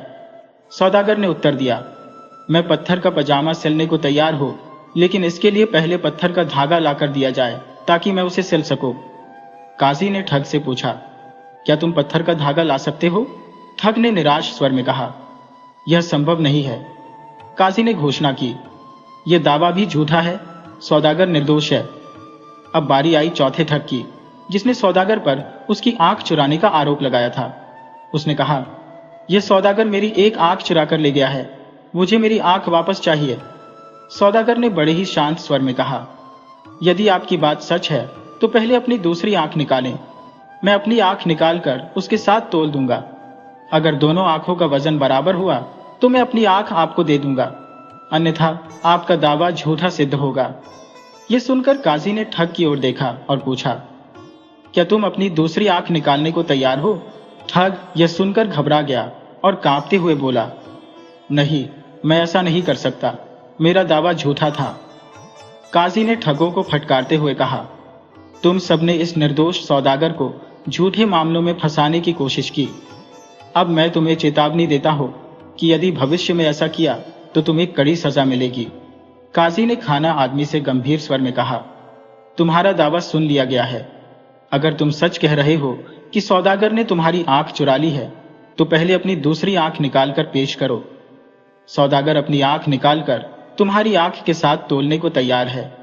अगर वजन बराबर हुआ तो तुम्हारा दावा सही मान लिया जाएगा, अन्यथा तुम्हें झूठ बोलने के जुर्म में दंडित किया जाएगा। ये सुनते ही खाना आदमी के होश उड़ गए। वह बुरी तरह डरकर कांपने लगा और गिड़गिड़ाते हुए कहने लगा, हुजूर, मुझसे बहुत बड़ी गलती हो गई। मेरा दावा झूठा था, कृपया मुझे माफ कर दीजिए। मैं इस पर कोई इल्जाम नहीं लगाना चाहता। काजी ने कठोर स्वर में कहा, तुमने एक निर्दोष व्यक्ति पर झूठा आरोप लगाया और उसे परेशान किया। तुम्हें इसके लिए सजा मिलेगी। सिपाही, इसे पकड़कर 15 कोड़े लगाओ और इसके बाद इसे जेल में डाल दो।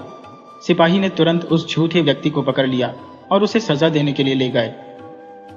अब तीसरे ठग की बारी आई, जिसने पत्थर के पजामे और कुर्ते का दावा किया था।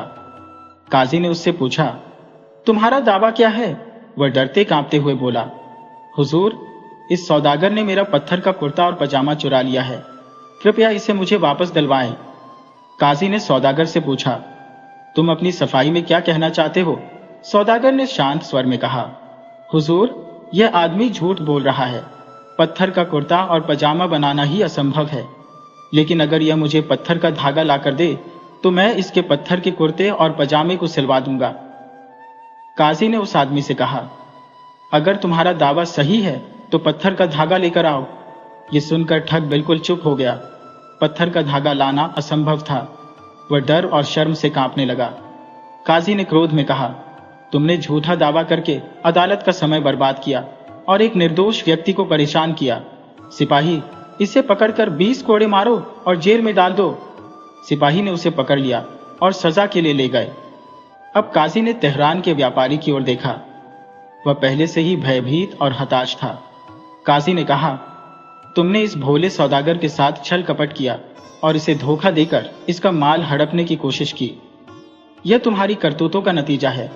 तुम्हें जुर्माने के 2000 रुपये भरने होंगे, जिनमें से 1000 रुपये इस सौदागर को दिए जाएंगे। तेहरान का व्यापारी रोने और गिड़गिड़ाने लगा, हुजूर, मुझसे बहुत बड़ी गलती हो गई, मुझे माफ कर दीजिए, मैं अब ऐसा कभी नहीं करूंगा। काजी ने सख्ती से कहा, न्याय में माफी नहीं होती। तुम्हें तुम्हारी गलती का दंड अवश्य मिलेगा। जुर्माने की रकम तुरंत अदा करो। तेहरान के व्यापारी ने भारी मन से 2000 रुपये का जुर्माना अदा किया, जिसमें से 1000 रुपये सौदागर को दे दिए गए। काजी ने आखिरी ठग की तरफ गंभीरता से देखा और कहा, तुम्हारी शर्त पूरी करने के लिए सौदागर तैयार है, लेकिन जैसा उसने कहा है, पहले तुम उन सभी नदियों का पानी रोक दो जो समुद्र में गिरती रहती हैं। जब यह काम हो जाएगा तब सौदागर समुद्र का सारा पानी पीने के लिए तैयार है। यह सुनते ही ठग के होश उड़ गए। उसका चेहरा पीला पड़ गया और उसने गिड़गिड़ाना शुरू कर दिया। उसने काजी के पैरों पर गिरकर कहा, हुजूर, मुझसे बहुत बड़ी भूल हो गई। मैं अपनी शर्त वापस लेता हूं। कृपया मुझे माफ कर दीजिए। काजी ने खड़े स्वर में कहा, तुमने अपनी धूर्तता से एक निर्दोष व्यापारी को परेशान किया, इसलिए तुम्हें तुम्हारे अपराध की सजा अवश्य मिलेगी। सिपाहियों, इसे पकड़कर 20 कोड़े लगाओ और जेल में डाल दो।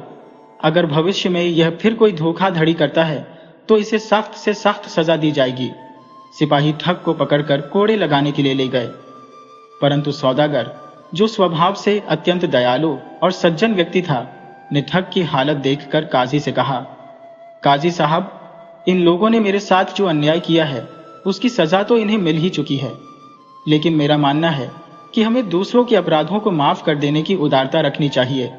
अगर आप मुझे अनुमति दें तो मैं इन लोगों को माफ करना चाहता हूं। सौदागर की बात सुनकर काजी प्रसन्न हुआ और उसकी महानता की प्रशंसा करते हुए ठगों को माफ कर दिया।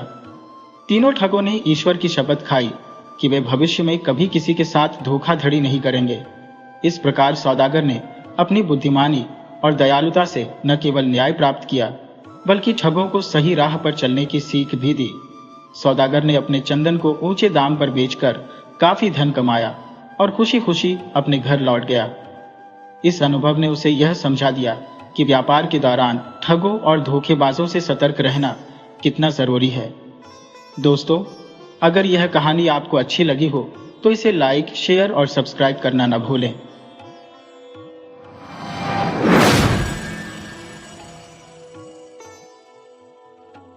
पुराने जमाने में किसी गांव में एक बूढ़ा आदमी रहता था।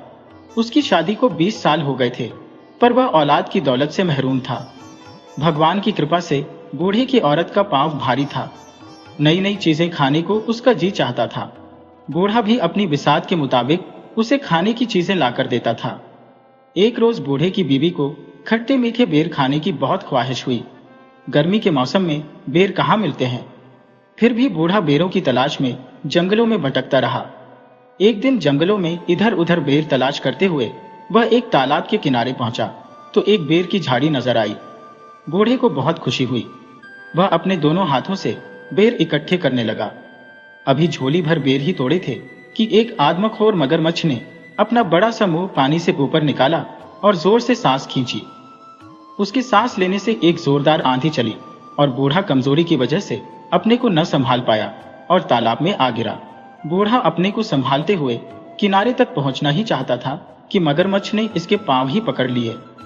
बूढ़ा उससे कहने लगा, भाई, खट्टे मीठे बेरों की तलाश में मेरे पांव घिस गए और फिर जब बेर मिले तो मेरे रास्ते में तू रोड़ा बनता है। तेरी यह मक्कारी मुझ पर कोई असर नहीं करेगी। बहुत दिनों से इंसान का गोश्त खाने को नहीं मिला। तेरी करारी हड्डियों को चबाने में मुझे बहुत मजा आएगा। आज मैं तुझे खाऊंगा। मगरमच्छ ने लार टपकाते हुए कहा, क्यों? मुझे तू क्यों खाएगा? इसलिए क्योंकि तूने मुझसे बगैर इजाजत ली मेरे बेर लिए है। भाई, मैं ये बेर बहुत मजबूरी में ले रहा हूं। मेरी बीवी की हालत कुछ ऐसी है, मैं और मेरी बीवी अब और ज्यादा इंतजार नहीं कर सकते। बूढ़े की बात सुनकर मगरमच्छ समझ गया। ओह, अगर यह बात है तो मैं तुझे नहीं खाऊंगा। तू अपनी राह ले, लेकिन मेरी एक शर्त है। क्या शर्त है? बूढ़े ने पूछा। अगर लड़का होगा तो तेरा और लड़की हुई तो मेरी। मंजूर कहकर वह बेरों की झोली संभालते हुए चल दिया। वह अपने दिल में सोचने लगा कि मगरमच्छ उसे फिर कहां मिलेगा, और अगर उसके यहां लड़का पैदा हुआ तो फिर तो परेशानी की कोई बात ही नहीं। बूढ़ा अपनी बीवी की आव भगत में कोई कमी नहीं करता था। दिन पर लगाकर उड़ते रहे और एक दिन बूढ़े के घर एक खूबसूरत और बहुत तंदुरुस्त लड़की पैदा हुई। बच्ची को देखकर उसे मगरमच्छ की बात याद आई तो वह कांप उठा। लड़की का रंग गुलाब के फूल की तरह था। उसकी आंखें हीरों की तरह चमकदार थी। वह परियों की तरह हसीन और मासूम थी। ऐसी मन्नतों और मुरादों की लड़की मगरमच्छ के पेट में जाए, यह सोचकर बूढ़ा दुख से कांपने लगा। उसने सोचा कि अब वह कभी तालाब के किनारे नहीं जाएगा। बारिश का मौसम आया और नदी में बाढ़ आ गई। मगरमच्छ पानी में बहकर तालाब से निकलकर खेत में आ गया। अब उसे आसानी से शिकार मिलने लगा। एक दिन बूढ़ा खेत से सब्जी तोड़कर ला रहा था तो रास्ते में मगरमच्छ ने उसे रोककर सवाल किया, क्यों बे बूढ़े, मुझसे छुपता क्यों है? तू मुझसे छुपकर कहां भागेगा? सीधी तरह बता, तेरे यहां लड़की हुई या लड़का? लड़की हुई है? बूढ़े ने सहमी हुई आवाज में कहा। तो फिर वह मेरी है। मेरी अमानत को अब तक तूने अपने पास क्यों रखा है? क्या तू अमानत में खयानत करना चाहता है? इतनी छोटी बच्ची को तुझे कैसे दे दूं? बूढ़े ने कहा। 14 साल पहले तूने मुझसे वादा किया था। क्या वह अब भी बच्ची है? तू बाप की नजर से देखता है, वह अगर बूढ़ी भी हो जाएगी तब भी वह बच्ची ही रहेगी। तू मुझे अब और बेवकूफ नहीं बना सकता। मैं तुझे चैन से रहने नहीं दूंगा। देख, अगर तूने लड़की को कल ही लाकर मुझे नहीं दिया तो मैं तुम तीनों को एक एक कर खत्म कर दूंगा। मगरमच्छ ने कहा। वह मेरी बेटी है, अपना खून तुझे मैं कैसे दे दूं? लोग क्या कहेंगे? बूढ़े ने सवाल किया। लोग क्या कहेंगे वह मैं नहीं जानता। तू क्या कहता है? वादा खिलाफी करना चाहता है? मगरमच्छ ने गुस्से से चिल्लाकर कहा। नहीं नहीं, यह बात नहीं है। मैं चाहता हूं कि मेरी बेटी को इस बात का पता न चले। और बूढ़ा कहते कहते रुक गया। तू क्या चाहता है बोल? मगरमच्छ ने कहा। मेरी लड़की को कमल का फूल बहुत पसंद है। तू अपनी पीठ पर एक कमल का फूल रखकर तालाब के अंदर पानी के नीचे बैठे रहना। जब लड़की खुशी से इसे लेने जाएगी तो इसे तू ले जाना। मगरमच्छ को यह तरकीब पसंद आई। दूसरे दिन जब बूढ़े ने अपनी बीवी को बताया तो लड़की की मां परेशान हो गई। वह अपने आप को कोस रही थी कि क्यों उसने बेर खाने की ख्वाहिश की। आज उसकी बेटी मौत के मुंह में जा रही थी। भगवान उसे मौत क्यों नहीं देता? उसका दिल रो रहा था, लेकिन वह लड़की से कह रही थी, बेटी, कितने दिन हुए नानी के घर तू नहीं गई? वह तुझे याद कर रही है। तू आज अपने बाप के साथ नानी के घर जाएगी। 2 दिन रहकर वापस आ जाना। बूढ़ी की बेटी मगरमच्छ को सामने देखकर घबरा गई और चीखने लगी, लेकिन उसकी चीख जंगल में गूंज कर रह गई। पर उसका बाप वापस नहीं आया। मगरमच्छ उसको अपने बड़े बड़े पंजों में पकड़कर तालाब के दूसरे किनारे एक गुफा के अंदर ले गया और वहां लड़की को छोड़कर वापस आ गया। ननिहाल जाने की बात सुनकर बेटी को खुशी हुई। उसके लिए मामू का घर जन्नत से कुछ कम नहीं था। वहां की हर चीज उसे पसंद थी। वहां का चांद खूबसूरत था, वहां के फूल खूबसूरत और फल रसीले थे। नानी के घर जाने की खबर सुनकर वह खुशी से नए कपड़े पहनकर तैयार हो गई थी। बूढ़ा उसे लेकर जंगल और नाले पार करता हुआ उस तालाब के किनारे पहुंचा और बेटी को तालाब के किनारे बैठाकर बोला, बेटी, तू यहां बैठी रह, मैं अभी आया। बूढ़ा चला गया, लेकिन वापस नहीं आया। उधर बेटी को एक बेहद खूबसूरत कमल का फूल नजर आया। वह सोचने लगी कि इतना खूबसूरत कमल तालाब के बिल्कुल किनारे खिला है, लेकिन उसे अभी तक किसी ने हाथ नहीं लगाया। हो सकता है किसी की नजर उस पर न पड़ी हो। बूढ़ी की बेटी धीरे से पानी के अंदर गई। कमल के फूल की तरफ हाथ बढ़ाते ही कमल थोड़ा आगे खिसक गया। लड़की डर कर अपने बाप को पुकारने लगी, घुटने पानी हुआ है बाबा, कमल खिसकता जाता है। वह फिर आगे बढ़ने लगी। कमल फिर से खिसक गया। लड़की चीख कर अपने बाप को पुकारने लगी, छाती पानी हुआ है बाबा, कमल खिसकता जाता है। बाप वहां होता तो जवाब देता। उसे डर लग रहा था। वह सोच रही थी कि वापस चली जाए। उसी वक्त बड़ी बड़ी लाल आंखों वाला मगरमच्छ मुंह खोले पानी की सतह पर दिखाई दिया। बूढ़ी की बेटी मगरमच्छ को सामने देखकर घबरा गई और चीखने लगी, लेकिन उसकी चीख जंगल में गूंज कर रह गई। पर उसका बाप वापस नहीं आया। मगरमच्छ उसको अपने बड़े बड़े पंजों में पकड़कर तालाब के दूसरे किनारे एक गुफा के अंदर ले गया और वहां लड़की को छोड़कर वापस आ गया। लड़की की मासूमियत और खूबसूरती को देखकर उसे खाने का इरादा इस वक्त उसने छोड़ दिया। राहगीर जो तालाब में नहाने या पानी पीने आते थे, उन्हें वह पेट भरकर खाता और उस आदमी के पास खाने का जो सामान होता उसे लाकर इस लड़की को देता। लड़की इस गुफा में पड़ी रहती, पर मगरमच्छ के डर से वह कुछ बोलती नहीं थी। इस तरह दिन गुजरते गए। चारों तरफ इस तालाब का मगरमच्छ आदमखोर के नाम से मशहूर हो गया था। डर के मारे कोई राहगीर इस तालाब की तरफ नहीं आता था। मगरमच्छ भूख से बेकरार होने लगा। उसने तालाब की बड़ी बड़ी मछलियों को खाकर खत्म कर दिया। अब वह भूख के मारे मरने लगा। जंगल की गाय बकरी भेड़ भी वह भूख की शिद्दत में खा गया। अब उसके डर से वहां कोई जानवर भी पानी पीने नहीं आता था। जब उसे जोर की भूख सताने लगी तो वह बूढ़ी की बेटी के करीब आकर उसे अपनी लाल और ललचाई आंखों से घूरने लगा।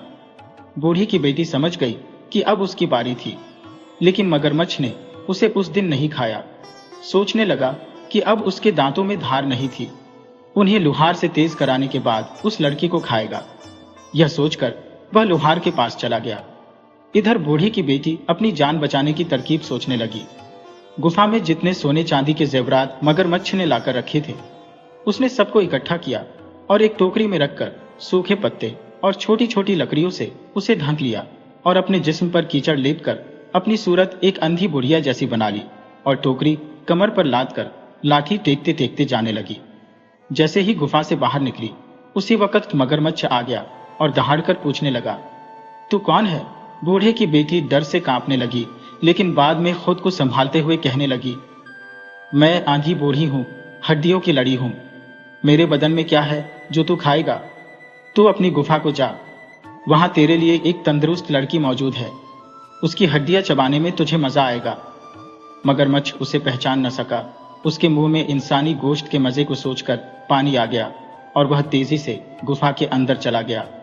बूढ़ी की बेटी उससे छुटका मिलते ही घबराकर दौड़ने लगी और घने जंगल में गुम हो गई। वह सोच रही थी कि जिस माँ बाप ने उसे धोखा देकर मगरमच्छ के हवाले कर दिया, वह उनके पास नहीं जाएगी। वह यही कुछ सोचते हुए घने जंगल में चली जा रही थी कि उसे शेर की गरज सुनाई दी। उसका दिल जोर जोर से धड़कने लगा। वह खौफ के मारे इधर उधर छुपने की जगह ढूंढने लगी। इतनी देर में एक हाथी के बराबर ऊंचा और बड़ा शेर उसके सामने आ गया। डर के मारे वह सामने एक बड़े बरगद के दरख्त के तने से चिपट गई और रो रो कर मजबूरन दरख्त से दरख्वास्त करने लगी, ऐ दरख्त, तू फट जा, मैं तुझ में समा जाऊं और तू बंद हो जा। यह सुनते ही दरख्त सचमुच फट गया और वह उसके अंदर चली गई और दरख्त बंद हो गया। एक दिन एक राजकुमार शिकार करने के लिए उसी जंगल में आया। वह दातुन के लिए एक शाख काटने लगा कि उसके कानों में ये आवाज आई, राजकुमार धीरे काट, कहीं मेरी आंख फूट न जाए, मेरी नाक काट न जाए, मेरा हाथ टूट न जाए। यह सुरीली आवाज सुनकर राजकुमार को हैरत हुई और वह दातुन लिए बगैर राजमहल वापस चला आया। वह रात भर उसी जादुई दरख्त के बारे में सोचता रहा। राजमहल में राजकुमार की शादी की तैयारियां हो रही थी। ज्योतिषी और पुरोहित राजकुमार को समझा रहे थे, लेकिन राजकुमार की बस एक ही जिद थी कि वह उसी दरख्त से शादी करेगा। अगर उसकी शादी उस दरख्त से नहीं हुई तो वह अपनी जान दे देगा। राजकुमार राजा की इकलौती औलाद था। उसकी नजर में शादी की अहमियत बेटी की जिंदगी से कम ही थी, इसलिए राजकुमार की ख्वाहिश पूरी की गई। उसी दरख्त के साथ उसकी शादी की रस्म अदा की गई। राजकुमार ने उस दरख्त को वहां से उखाड़कर अपने महल के पास बाग में लगवा लिया। बूढ़ी की बेटी रात गए दरख्त से निकलती और महल के अंदर जाकर सब काम पूरे करती और सुबह होते ही वापस दरख्त के अंदर चली जाती। एक रोज राजकुमार ने छुपकर बूढ़ी की बेटी के ये सब काम देखे। दूसरे दिन जब बूढ़ी की बेटी दरख्त से निकलकर महल के अंदर गई तो राजकुमार ने उस दरख्त को आग लगाकर भस्म कर दिया। बूढ़ी की बेटी दौड़ती हुई आई और बोली, तुमने यह क्या किया? इस पर राजकुमार ने कहा, इतना बड़ा महल है, तुम इसमें रह सकती हो, इस खूबसूरत बाग में घूम सकती हो, बेवजह इस दरख्त के अंधेरे में क्यों सड़ती रहती हो? और फिर मैं तुमसे बेइंतहा मोहब्बत करता हूं, मैंने तुम्हें अपनी रानी बना लिया है, मैं तुम्हारे बिना जी न सकूंगा। लड़की तो सिर्फ मोहब्बत की भूखी थी। लड़की को लगा कि जैसे सारे जहां की खुशी उसे मिल गई हो। उस दिन के बाद दोनों राजमहल में हंसी खुशी रहने लगे।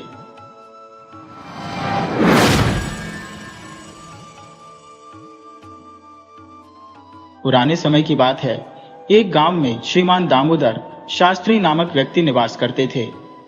शास्त्री जी अत्यंत विद्वान और उत्कृष्ट कवि थे, जिनकी विद्वता दूर दूर तक ख्याति प्राप्त थी।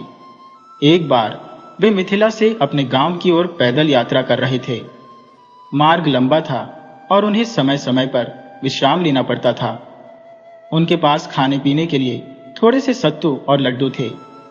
उस दिन भीषण गर्मी थी और शास्त्री जी पसीने से लथपथ हो चुके थे। यात्रा के दौरान उन्हें एक सुरम्य जलाशय दिखा, जिसके चारों ओर घने और छायादार वृक्षों की श्रृंखला थी। वह स्थान इतना रमणीय था कि किसी भी थके हुए व्यक्ति की थकान को हरने में सक्षम था। जब शास्त्री जी वहां पहुंचे तो उनका मन प्रसन्न हो गया। उन्होंने एक घने वृक्ष की छाया में बैठकर विश्राम करने का विचार किया। जैसे ही वे लेटे, उन्हें गहरी नींद आ गई। काफी देर सोने के बाद उन्होंने जलाशय में स्नान किया। स्नान के पश्चात उन्होंने अपने लौटी में पानी भरकर सत्तू घोलना प्रारंभ किया। साथ ही थैले से 2 लड्डू निकाले और खाने की तैयारी करने लगे। उसी समय दूर से एक थका हारा और पसीने से तरबतर व्यक्ति लड़खड़ाता हुआ उनकी ओर आता दिखा। उसकी हालत देख शास्त्री जी ने उसे बड़े ही स्नेहपूर्वक आमंत्रित किया। आओ भाई, बैठो, पहले अपना पसीना सुखा लो। जब वह व्यक्ति कुछ राहत में आया तो शास्त्री जी ने उसे सत्तू पीने के लिए दिया, जिसे उसने कृतज्ञता पूर्वक स्वीकार किया। बातचीत के दौरान परिचय हुआ। वह व्यक्ति राजकुमार चंद्रदत्त निकला। राजकुमार ने आदरपूर्वक कहा, शास्त्री जी, आपकी विद्वता की चर्चे मैं दरबार में सुनता आया हूं। आप जैसे महानुभाव का सम्मान हमारे लिए गौरव की बात है। शास्त्री जी ने विनम्रता से पूछा, राजकुमार, आप इस निर्जन जंगल में पैदल कैसे आ पहुंचे? चंद्रदत्त ने गहरी सांस लेते हुए कहा, मैं अपने अश्व पर सवार होकर कुछ साथियों के साथ शिकार खेलने निकला था। एक हिरण का पीछा करते करते मैं अपने साथियों से बिछड़ गया। जंगल में गहराई तक पहुंचने पर एक जलाशय दिखा। मेरा घोड़ा और मैं दोनों प्यासे थे। जैसे ही अश्व ने पानी पिया, एक विशालकाय मगरमच्छ ने उसे अपने जबड़ों में दबोच लिया। मैंने उसे बचाने का भरसक प्रयास किया, किंतु वह असफल रहा। मेरा प्रिय अश्व मगरमच्छ का ग्रास बन गया। मैं दुखी मन से वहां से निकल पड़ा और भटकते हुए यहां तक आ पहुंचा। शास्त्री जी ने सांत्वना देते हुए कहा, राजकुमार, जीवन में हर घटना प्रभु की इच्छा से होती है। आप धैर्य रखें और कुछ भोजन ग्रहण करें। शास्त्री जी ने आत्मीयता से चंद्रदत्त को 2 लड्डू दिए और स्वयं भी 2 लड्डू लेकर खाने लगे। भोजन के पश्चात उन्होंने जल ग्रहण किया और फिर दोनों विश्राम हेतु लेट गए। वार्तालाप के दौरान चंद्रदत्त अपने राज्य के विविध पहलुओं का वर्णन करने लगे। इसी बीच शास्त्री जी की दृष्टि सरोवर के किनारे बैठे एक कौवे पर पड़ी। वह कौवा अत्यंत विचित्र ढंग से व्यवहार कर रहा था। वह अपने चोंच को बार बार पानी में डुबोता और फिर एक पत्थर पर रगड़ता, मानो किसी अनकही गुत्थी को सुलझाने का प्रयास कर रहा हो। यह दृश्य देखकर शास्त्री जी के मन से सहज ही 2 काव्य पंक्तियां निकल पड़ी। घिसता है, रुक रुक लगता पानी, तेरे मन की बात करिए, मैंने सब कुछ जानी। राजकुमार चंद्रदत्त ने विस्मय से शास्त्री जी की ओर देखा और कहा, शास्त्री जी, यह तो विलक्षण काव्य है। आपकी ख्याति सचमुच औचित्यपूर्ण है। आपकी कवित्व शक्ति अद्वितीय है। शास्त्री जी मुस्कुराए और बोले, राजकुमार, यह तो उस कौवे की चतुराई देखकर अनायास ही निकल आया, परंतु प्रकृति के ऐसे रचनात्मक दृश्य कभी कभी मानव मस्तिष्क में गहरी छाप छोड़ देते हैं। चंद्रदत्त ने वह पंक्तियां हृदयस्थ कर ली और उनसे आग्रह किया कि वह इन्हें फिर से दोहराए। शास्त्री जी ने काव्य को पुनः पाठ किया। दोनों ने एक दूसरे से विदा ली और अपने अपने मार्ग पर अग्रसर हो गए। जब चंद्रदत्त अपने महल पहुंचे तो वह पंक्तियां अक्सर गुनगुनाने लगे। उनके लिए वह पंक्तियां केवल एक कवि की कल्पना नहीं थी, बल्कि उसमें प्रकृति और मानव मन की अद्भुत अभिव्यक्ति दिखाई देती थी। चंद्रदत्त, जो कि एक योग्य और प्रजावत्सल युवराज थे, जल्द ही मगध के राजा बनने वाले थे। लेकिन राज्याभिषेक के इस सुखद अवसर पर विघ्न आ खड़ा हुआ। वृद्ध राजा की अकस्मात मृत्यु ने उन्हें शोक में डाल दिया। नई जिम्मेदारियों के साथ चंद्रदत्त को राज्य की बागडोर संभालनी पड़ी। दूसरी ओर कुछ धूर्त और स्वार्थी मंत्री सत्ता हथियाने के लिए षड्यंत्र रच रहे थे। उनके षड्यंत्र का मुख्य अंग था राज्य का शाही हजाम गोपाल। उन मंत्रियों ने गोपाल को अपने पक्ष में मिला लिया और कहा, यही वह उपयुक्त समय है जब हम सत्ता में बदलाव कर सकते हैं। भूतपूर्व राजा के शासनकाल में हमने जो अनियमितताएं की हैं, उन्हें छुपाने का यही अवसर है। अब चंद्रदत्त के विषय में गोपाल को भलीभांति ज्ञात था कि यदि उनकी योजना असफल हुई तो उन्हें कारागार में डाल दिया जाएगा। चंद्रदत्त दूरदर्शी और विवेकशील राजा थे, जिनका प्रजा पर गहरा प्रभाव था। षड्यंत्रकारी मंत्री ने चिंतित स्वर में कहा, इसलिए शीघ्र ही उन्हें परलोक की यात्रा पर भेजना अनिवार्य हो गया है। गोपाल ने कुटिलता भरे स्वर में कहा, आप निश्चिंत रहें मंत्री जी, शीघ्र ही मुझे चंद्रदत्त की सेवा में बुलाया जाएगा। मैं उनकी दाढ़ी बनाऊंगा और मेरा पहला वार ही आपकी समस्या को सदा के लिए समाप्त कर देगा। मंत्री ने प्रसन्न होकर कहा, शाबाश, तुम्हें ऐसा पुरस्कार दिया जाएगा जिसकी तुमने कभी कल्पना भी नहीं की होगी। अब यहां से चले जाओ। यदि किसी ने देख लिया और चंद्रदत्त को पता चल गया तो तुम्हारी जान खतरे में पड़ जाएगी। गोपाल तुरंत वहां से निकल पड़ा।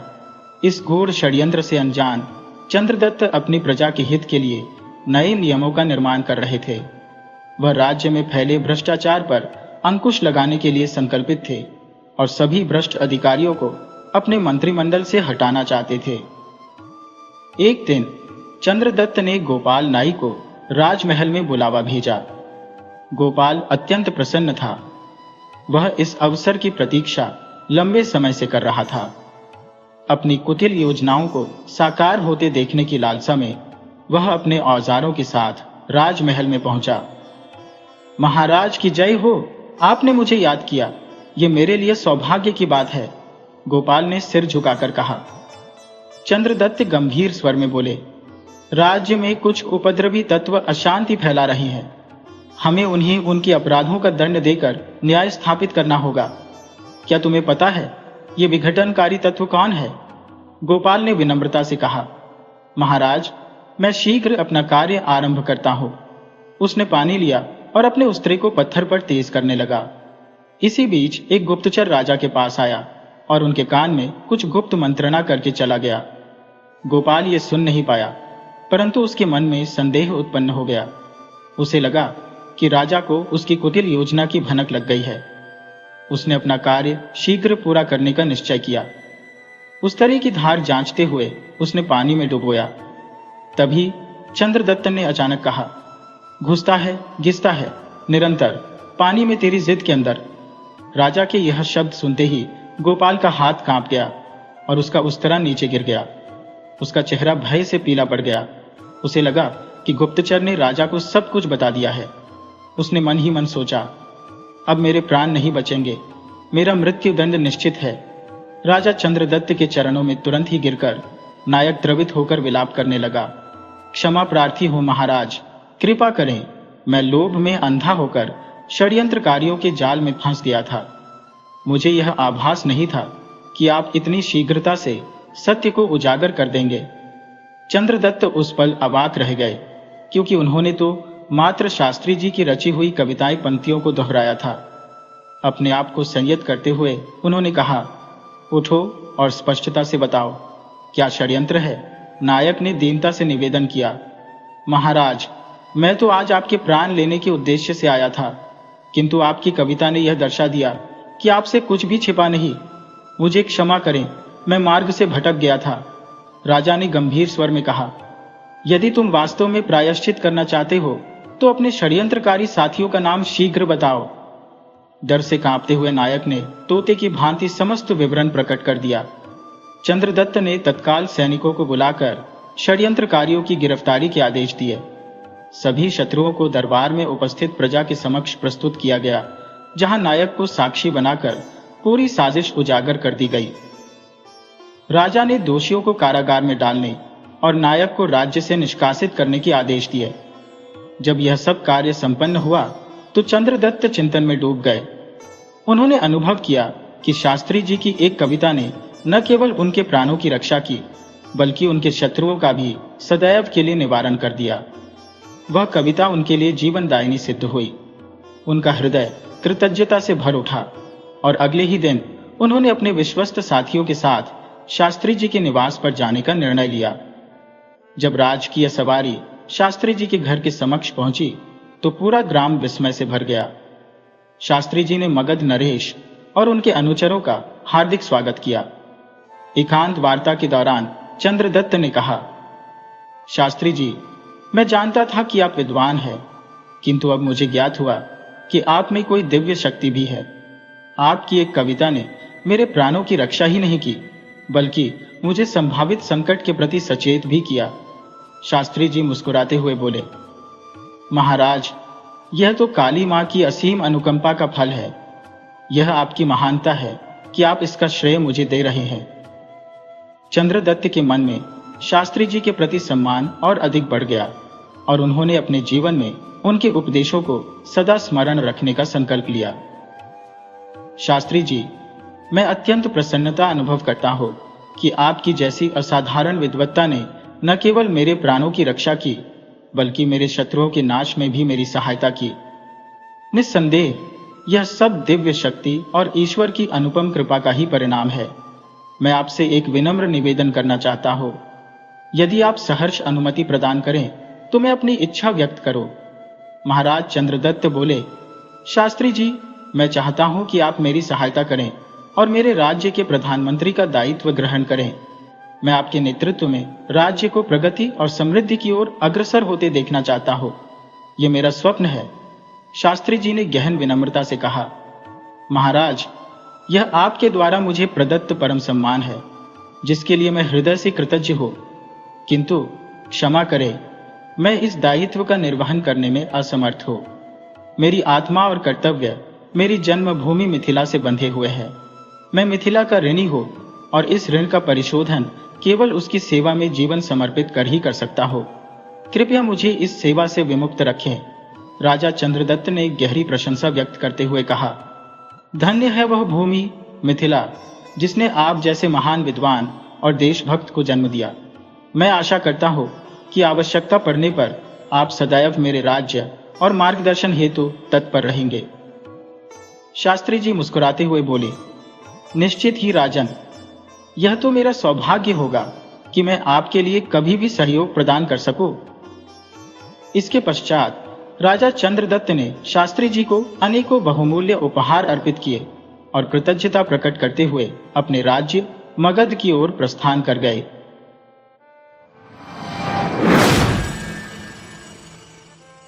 वीडियो अच्छी लगे हो तो इसे लाइक करें और ऐसे ही मज़ेदार कहानियों के लिए चैनल को सब्सक्राइब करें और बेल आइकन दबाएं। ज़्यादा से ज़्यादा अपने दोस्तों को शेयर करें। धन्यवाद।